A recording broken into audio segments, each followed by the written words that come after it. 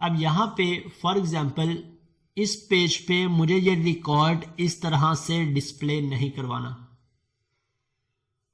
मैं चाहता हूं कि मैं यहां से एजेक्स रिक्वेस्ट के थ्रू पार्शियली इस ड्रॉप डाउन को लोड करवाऊं। अब इसका बेनिफिट क्या होगा? इसके बहुत सारे बेनिफिट्स हैं। हमें सबसे पहले एजेक्स रिक्वेस्ट को सीखना पड़ेगा जो हमारी बार बार हमारी एप्लीकेशंस में यूज होगी। एजेक्स कॉल्स क्या होती हैं, किस पर्पस के लिए यूज होती हैं। इसके अलावा अगर हमने अपनी एप्लीकेशन के अंदर एक छोटा सा पोर्शन लोड करवाना हो तो हम किस तरह से लोड करवा सकते हैं। मैं यहाँ पे गूगल ओपन कर लेता हूँ और यहाँ से डैशबोर्ड्स को ओपन कर लेता हूँ। हमारे पास बेस्ट एग्जांपल है। ओके, हमारे पास डैशबोर्ड्स के अंदर मैं कोई भी डैशबोर्ड यहाँ से ओपन कर लूँ, हमारे पास काफ़ी सारे सेक्शंस डिस्प्ले हो रहे होते हैं। मैं लेट्स से इसे नेक्स्ट टाइम में ओपन कर लेता हूँ। अब इस एक छोटे से डैशबोर्ड के अंदर मेरे पास कितने सेक्शन डिस्प्ले हो रहे हैं?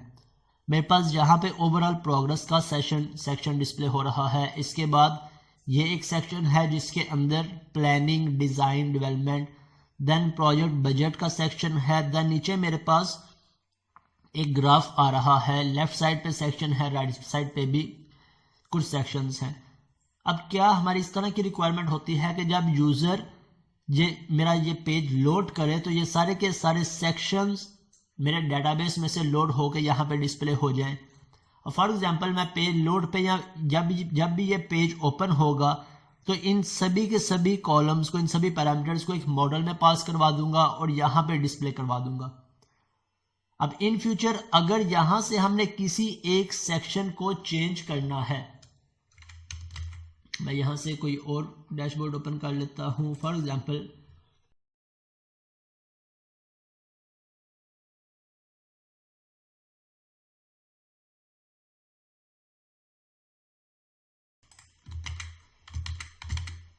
ये मेरे पास बेस्ट एग्जांपल है इसको डिस्कस करने के लिए। अब फॉर एग्जांपल मेरे पास यहाँ पे 4 पैनल्स डिस्प्ले हैं या 4 सेक्शंस डिस्प्ले हैं। अब मुझे सिर्फ इस सेक्शन को चेंज करना है। मैं इसकी डेट चेंज करके इसका डाटा देखना चाहता हूँ, या फिर इस सेक्शन को इसकी डेट चेंज करके कुछ वैल्यूज चेंज करके इस सेक्शन का डाटा देखना चाहता हूँ। तो क्या मेरे इस पूरे के पूरे पेज को लोड हो जाना चाहिए या इस पर्टिकुलर सेक्शन को रीलोड होना चाहिए? अगर हम इस पूरे पेज को रीलोड करवाते हैं तो इससे हमारी एप्लीकेशन पे क्या इफेक्ट पड़ेगा, हमारी एप्लीकेशन की परफॉर्मेंस पे क्या इफेक्ट पड़ेगा। और अगर मैं इसे थोड़ा सा ऑप्टिमाइज कर लूं कि बजाय इसके मेरा पूरे का पूरा पेज रीलोड हो। अभी मेरे पास 4 सेक्शन डिस्प्ले हो रहे हैं। एक डैशबोर्ड के अंदर हमारे पास 7 सेक्शंस हैं, 10 सेक्शंस हैं। तो क्या हर एक सेक्शन रीलोड होगा या ये पर्टिकुलर सेक्शन ही रीलोड होना चाहिए? अगर हम ये कोर्स सीख लेते हैं कि हम किस तरह से सिर्फ पार्शियली पेज को लोड करवा सकते हैं, मीन्स अगर मुझे परचेज स्टेटस को लोड करवाना है तो मैं बजाय इसके पूरे व्यू को या पूरे पेज को रीलोड करवाऊं, मैं पार्शियल पेज को रीलोड करवाऊं। इसी तरह मैं सिर्फ इस पर्टिकुलर सेक्शन को रीलोड करवाऊं, इसे रीलोड करवाऊं तो इससे हमारी एप्लीकेशन की परफॉर्मेंस बहुत ज्यादा इंप्रूव हो जाएगी। हम पार्शियल किस तरह से पेज को लोड करवाते हैं? हम लोड करवाते हैं एजेक्स रिक्वेस्ट के जरिए। अब एजेक्स रिक्वेस्ट किस तरह से कॉल की जाती है, किस तरह से यूज की जाती है, इसका आसान सा कोड है, हम वो कोड देख लेते हैं। अब हमारी क्या रिक्वायरमेंट है कि जब भी हमारी वेबसाइट लोड हो तो ये कैटेगरीज का सेक्शन एजेक्स कॉल्स के थ्रू लोड हो। इट मीन्स जहां से एक रिक्वेस्ट जाए मेरे सर्वर पे और वहां से मेरी सारी की सारी कैटेगरीज गेट हो और यहाँ पे डिस्प्ले हो जाए। मैं पहले कंट्रोलर में आके इसका एक एक्शन क्रिएट कर लेता हूं जो क्या करेगा कि मुझे कैटेगरीज की लिस्ट रिटर्न करेगा। अब यहां से हमारे पास ऑलरेडी इंडेक्स का सेक्शन है। जब हम इंडेक्स को कॉल करेंगे, इंडेक्स क्या करेगा, हमें कैटेगरीज की लिस्ट डिस्प्ले करवा देगा। लेकिन ये एक्शन या ये फंक्शन हमारा क्या रिटर्न करवाएगा? एक व्यू रिटर्न करवाएगा।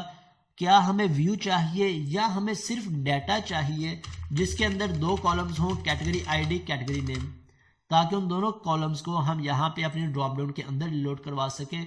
तो यहाँ पे हमारी रिटर्न टाइप व्यू नहीं होगी, बल्कि हमें सिर्फ डाटा चाहिए जो कि लाइट वेट एंटिटी हो। तो सिर्फ डाटे को गेट करने के लिए हम जेसन फॉर्म को यूज करते हैं, जेसन फॉर्मेट को।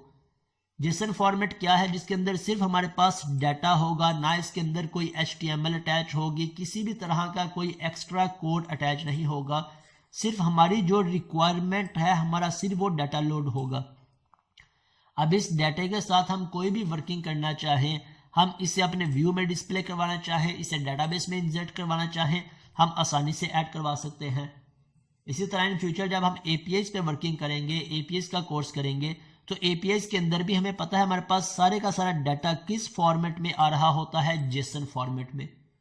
सो मैं यहाँ से एक और एक्शन क्रिएट करता हूँ जिसके अंदर मैं कैटेगरीज की लिस्ट गेट करूंगा और रिटर्न किस फॉर्मेट में करवाऊंगा। अब मैं व्यू फॉर्मेट यूज नहीं करूंगा, मैं रिटर्न करवाऊंगा जेसन फॉर्मेट में। मैं यहाँ से आके एक एक्शन क्रिएट करता हूँ पब्लिक, लेट्स से मैं इसकी रिटर्न टाइप अभी एक्शन ही रख लेता हूँ और गेट कैटेगरीज।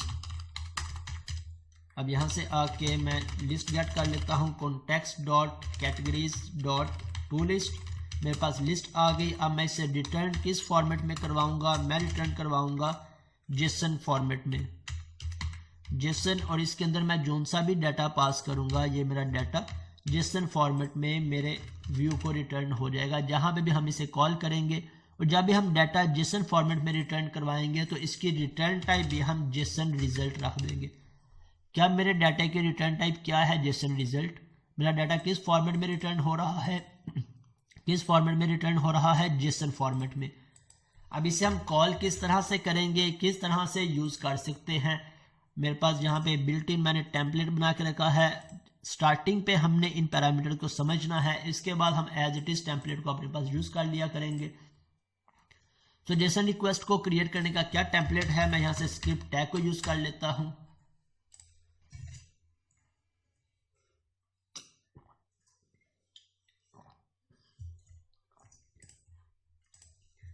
स्क्रिप्ट के अंदर हमने jQuery का कोड यूज करना है। सो हम यहाँ से आके डॉक्यूमेंट डॉट रेडी और रेडी के अंदर मैं फंक्शन डिफाइन कर लेता हूँ। ये वो कोड है जो हम प्रीवियस jQuery के कोर्स में डिटेल में डिस्कस कर चुके हैं कि जब भी हम jQuery के साथ वर्किंग करने जाएंगे तो हमने jQuery का बेस कोड लास्ट में लिखना होता है। इसके बाद नेक्स्ट यहाँ पे मुझे AJAX रिक्वेस्ट कॉल करनी है। AJAX रिक्वेस्ट किस तरह से हम कॉल करते हैं? हम यूज करते हैं इसके कुछ पैरामीटर्स को $.AJAX, और AJAX के अंदर हमारे पास कुछ पैरामीटर्स होते हैं। कौन कौन से पैरामीटर्स हैं? जो हमारी रिक्वायरमेंट है वो पैरामीटर्स हम यहाँ पे यूज कर लेंगे। फर्स्ट पैरामीटर हमें लाजमी बताना होता है कि हमारा ये एक्शन गेट का एक्शन है या पोस्ट का एक्शन। मीन्स मेरी जो रिक्वेस्ट यहाँ से जनरेट होगी मेरे सर्वर पे, वो रिक्वेस्ट की टाइप क्या होगी। अगर मैं उस कंट्रोलर में से या इस रिक्वेस्ट के अगेंस्ट डाटा गेट कर रहा हूं तो हम यहां पे गेट रिक्वेस्ट को यूज कर लेंगे। अगर मैं कोई डाटा सबमिट कर रहा हूं तो हम यहां पे पोस्ट रिक्वेस्ट को यूज कर लेंगे। अब हमारी क्या रिक्वायरमेंट है? हमने गेट को यूज करना है या पोस्ट को? मैं यहां पे डाटा गेट कर रहा हूं सो मैं गेट को यूज कर लूंगा। इसके बाद हमने यहाँ पे नेक्स्ट पैरामीटर डिफाइन करना है URL, कि किस कंट्रोलर में से मेरा डाटा गेट होगा। हम यहाँ पे URL डिफाइन कर लेंगे। फर्स्ट पे controller name, then action name. अब मेरा कंट्रोलर नेम क्या है? कैटेगरी, और एक्शन कौन सा है? Gate categories.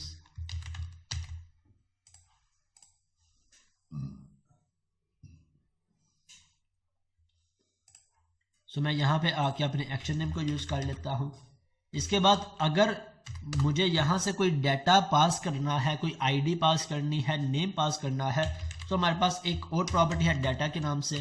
डाटा के अंदर मुझे आईडी पास करनी है, सो मैं यहाँ पे आईडी पास कर दूँ। मुझे नेम पास करना है, मैं कोई भी नेम रख लूँ, वो नेम यहाँ पे पास कर दूँ। अब सेम कॉलम नेम के थ्रू मैं अपने कंट्रोलर में इस वैल्यू को एक्सेस कर सकता हूँ। अभी हम कोई भी डाटा पास नहीं कर रहे, सो मैं इसे रिमूव कर देता हूँ। 3 प्रॉपर्टीज हो गई। इसके बाद अगर ये रिक्वेस्ट मेरी सक्सेसफुली डाटा गेट करके लाएगी तो हमारी सक्सेस की एट्रीब्यूट के अंदर इसका रिजल्ट आ जाएगा। वो हम इस तरह से अपने पास सेव कर लेंगे या यूज कर लेंगे। और अगर कोई एरर आएगा तो मेरे पास एरर एट्रीब्यूट के अंदर, एरर के फंक्शन के अंदर इसका एरर आ जाएगा। सो ये 4 बेसिक पैरामीटर्स हैं जो हम हर एक AJAX रिक्वेस्ट में यूज करेंगे। अगर हमने डाटा पास करना है तो हम यहाँ से डाटा भी यूज़ कर लेंगे। अभी हम डाटा को पास नहीं कर रहे, तो हम डाटा यहाँ से पास नहीं करते। अब एरर के अंदर जो भी एरर आएगा मेरे फंक्शन पैरामीटर के अंदर वो एरर आ जाएगा। और अगर मेरी ये रिक्वेस्ट सक्सेसफुली डाटा गेट कर रही है तो यहाँ से हमारे पास रिजल्ट आ जाएगा। अब इस रिजल्ट को हम जहाँ पे भी डिस्प्ले करवाना चाहें हम करवा सकते हैं, इस एरर को हम जहाँ पे भी डिस्प्ले करवाना चाहें हम करवा सकते हैं। मैं सिंपल यहाँ पे लिख लेता हूँ, एरर डिस्प्ले करवा देता हूँ। जो सा भी मेरे पास रिजल्ट आया है इस रिजल्ट को सिंपल मैं कंसोल के अंदर डिस्प्ले करवा देता हूँ, console.log मैं कंसोल में डिस्प्ले करवा लूँ या इसके लिए भी अलर्ट में डिस्प्ले करवा लूँ, मेरा रिजल्ट डिस्प्ले हो जाएगा। अब यहाँ पे आके फर्स्ट पे मैं एक ब्रेक पॉइंट हिट कर लेता हूँ कैटेगरीज में। सॉरी, ये मुझे कैटेगरीज में नहीं चाहिए था, मुझे ये रिक्वेस्ट क्रिएट की है मैंने प्रोडक्ट्स के अंदर। ये मेरा प्रोडक्ट का पेज है। ओके, जब ये पेज लोड होगा तो कैटेगरीज में से कैटेगरीज की लिस्ट गेट करके लाएगा। ओके, मैं यहाँ से आके इसमें ब्रेक पॉइंट हिट करता हूँ और इसे रन करके चेक करता हूँ।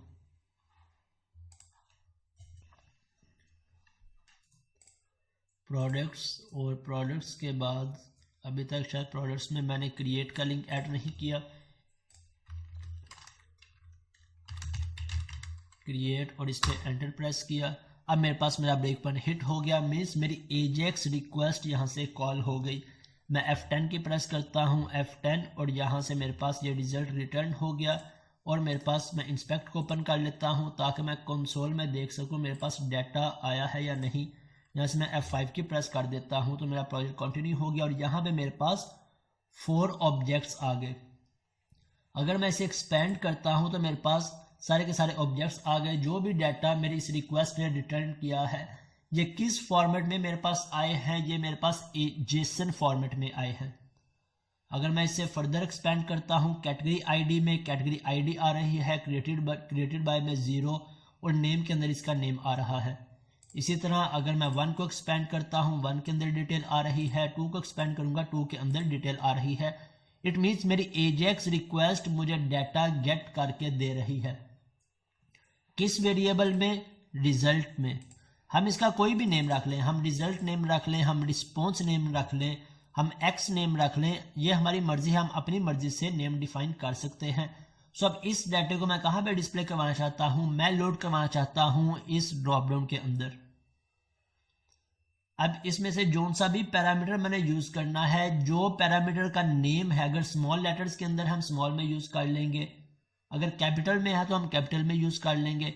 अब जेसन के अंदर जितना भी डाटा आता है हर एक का फर्स्ट लेटर स्मॉल लेटर होता है। सो मैं यहां से आकर स्मॉल लेटर को इस तरह से जो भी प्रॉपर्टी नेम है इसे यूज कर लूंगा। अब मैंने इसे लोड कहां पे करवाना है? इस ड्रॉप डाउन के अंदर।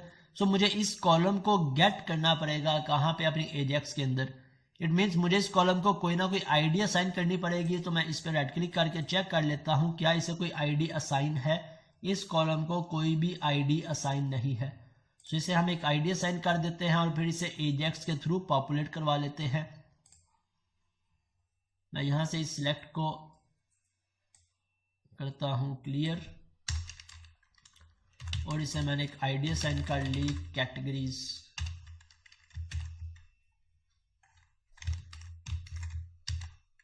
और यहां से आके अब मैं इसे गेट कर लेता हूं। jQuery के अंदर हम कैसे गेट कर सकते हैं?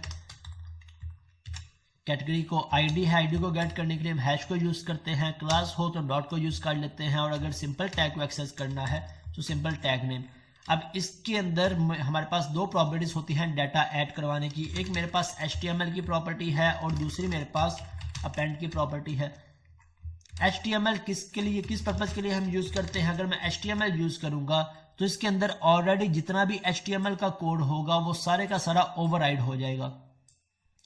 मीन्स जहां पे हमने एक HTML लिखी है इस आईडी के अंदर ऑप्शन प्लीज सिलेक्ट, ये कोड मेरा डिलीट हो जाएगा या मेरा ओवरराइड हो जाएगा न्यू कोड से। और अगर मैं अपेंड यूज करूंगा तो मेरा existing code as it is रहेगा और इस कोड के नीचे मेरे पास मेरा न्यू कोड ऐड हो जाएगा।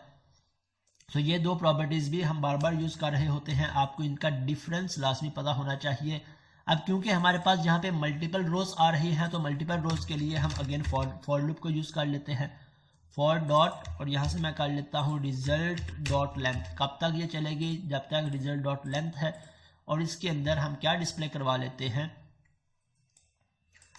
मैं यहाँ से जाके इस कोड को डिस्प्ले करवाना चाहता हूँ, कंसोल को मैं रिमूव कर लेता हूँ या टॉप पे डिस्प्ले करवा लेता हूँ ताकि मुझे पता चले कि कंसोल के अंदर डाटा आ रहा है।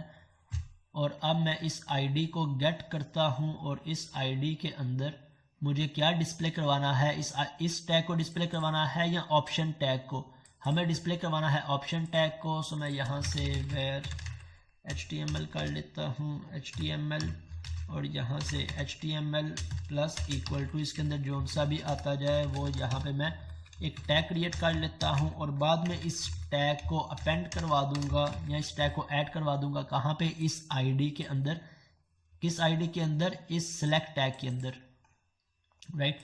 यहाँ से आके फॉरवर्ड स्लैश ऑप्शन, और ऑप्शन के अंदर हमारे पास एक वैल्यू होगा, वैल्यू हम किस पर्पज़ के लिए यूज़ करेंगे, और इसके बाद टेक्स्ट।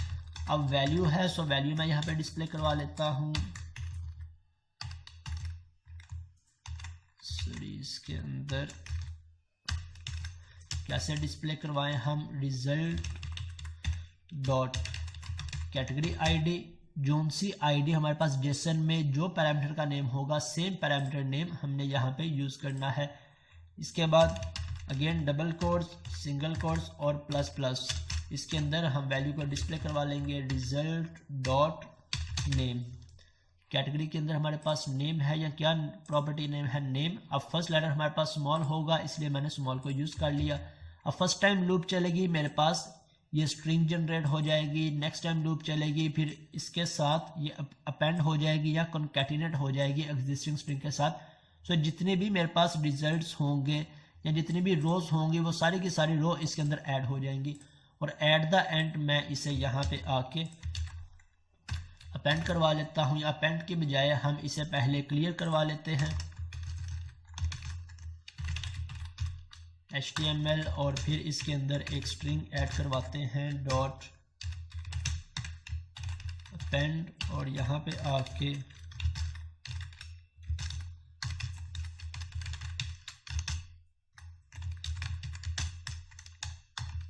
मैं इस पे करवा लेता हूँ प्लीज सिलेक्ट, और एट द एंड जो भी इसके अंदर स्ट्रिंग आएगी उसे इसमें अपेंड करवा लेते हैं। अब देखते हैं कि क्या हमारी ये रिक्वायरमेंट एज एक्सपेक्टेड फुलफिल होती है या नहीं। इसको इम्प्लीमेंट करने के काफ़ी सारे आसान वेज भी हैं, लेकिन इन सभी प्रॉपर्टीज़ का हमें पता होना चाहिए, इसलिए मैं इन्हें बार बार यहाँ पे यूज़ कर रहा हूँ। ओके, अब इसे रन करते हैं और देखते हैं कि क्या मेरे पास सभी की सभी कैटेगरीज यहाँ पे लोड होती है या नहीं। ओके,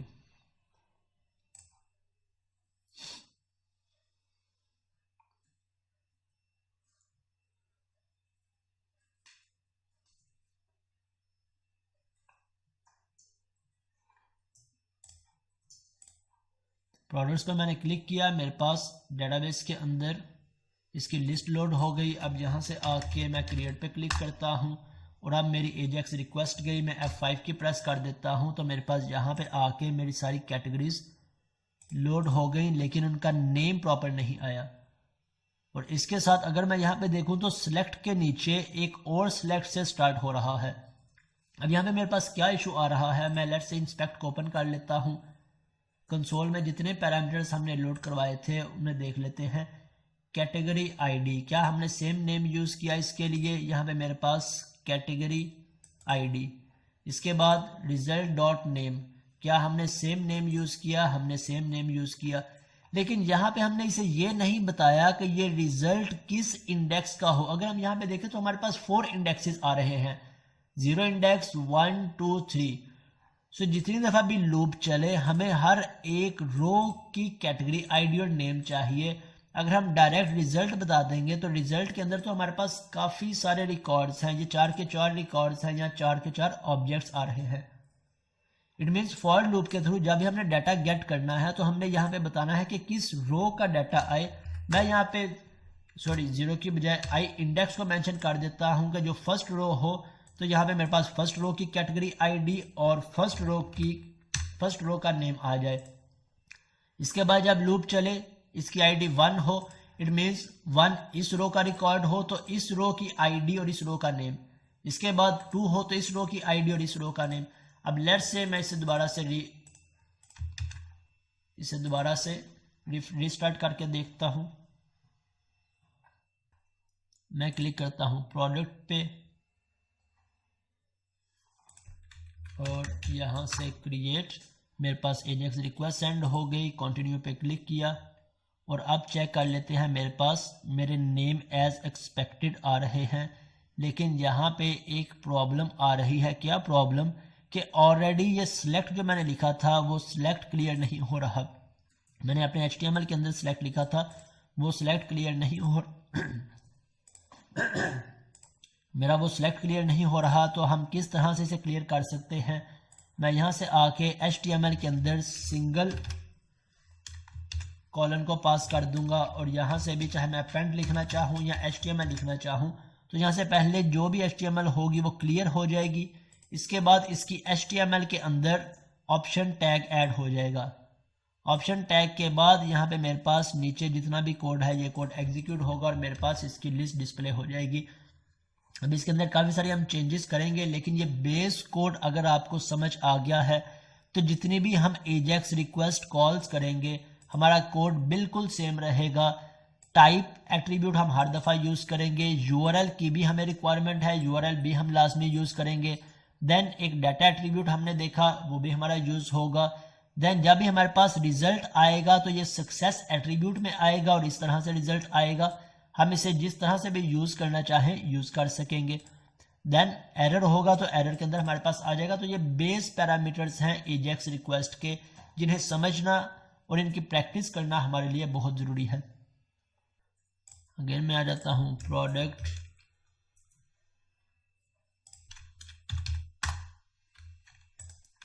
यहाँ से क्रिएट और कंटिन्यू पे क्लिक कर दिया। अब मेरे पास एक्सपेंड करता हूँ तो मेरे पास एज एक्सपेक्टेड मेरे सभी के सभी लिस्ट आ रहे हैं। अब इनके साथ डबल कोट्स आ रहा है, इस डबल कोट्स को कैसे रिमूव करें? अब ये डबल कोट्स किस तरफ से आ रहा है हमारे पास? हमारे इस कोड में आ रहा है या हमारे कंट्रोलर में से आ रहा है, इसे आपने फिक्स करना है। अब मैं आपको इसकी आज की क्लास की कोई भी असाइनमेंट नहीं दे रहा। जो आपने लास्ट क्लास के अंदर मैंने आपको टास्क दिया था, नेक्स्ट क्लास के अंदर मैंने वो लाजमी चेक करना है। इसके बाद जो आज की क्लास ने आपको टास्क दिया कि इन्हें आपने डेटाबेस के अंदर इम्प्लीमेंट करना है इन क्लासेस को, ये आपका प्रीवियस टास्क है। नेक्स्ट क्लास में मैं आपको आज की क्लास के लिए कोई भी टास्क नहीं दे रहा, लेकिन जितने पेंडिंग टास्क हैं वो आपने लाजमी इम्प्लीमेंट करने हैं। एक इनके सारी की सारी क्लासेस क्रिएट करनी है और डेटाबेस के अंदर कन्वर्ट करना है।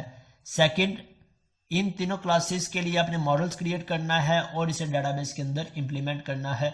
और इसके बाद लास्ट क्लास का आपका टास्क पेंडिंग था। लास्ट क्लास के अंदर मैंने आपको क्या टास्क दिया था मैं वो भी डिस्प्ले करवा देता हूं। आपने 3 प्रोजेक्ट्स क्रिएट करने हैं। एक प्रोजेक्ट क्रिएट करके इसके अंदर डिपार्टमेंट और एम्प्लॉय को मॉडल्स क्रिएट करने हैं और इनके रिलेशन डिफाइन करके उन पे क्रूड ऑपरेशंस को परफॉर्म करना है। देन अगेन आपने एक नया प्रोजेक्ट क्रिएट करना है जिसमें कैटेगरी और सिटी के मॉडल्स क्रिएट करने हैं और उनके रिलेशंस डिफाइन करके उन पे क्रूड ऑपरेशंस को परफॉर्म करना है। और फिर कोर्स इंस्ट्रक्टर मॉडल्स क्रिएट करके उन पे सेम वर्किंग करनी है।